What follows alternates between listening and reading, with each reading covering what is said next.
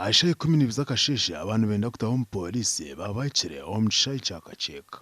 Umugamzi wa polisi Agacencwire cya Rwizi region yanje kushobora abantu aba bari mu wanyogo. Abana b'ijerizoba yaba bari shortlisted for the police headquarters. When exercises zerizoba no kujya mu fitness, medical tests, all tests aptitude to work hard.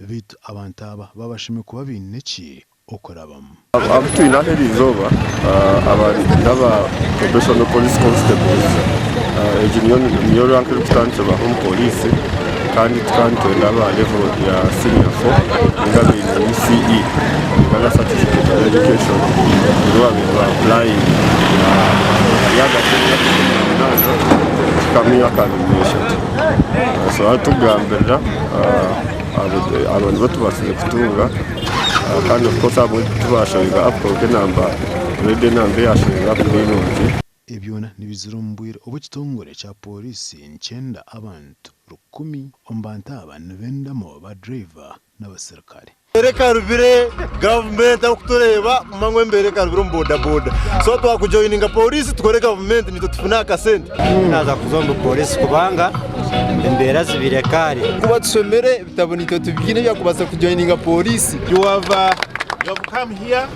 You have seen that you have national ID. You pass that stage. Can you see you're passing and passing and passing? Our TV West, this Gideon.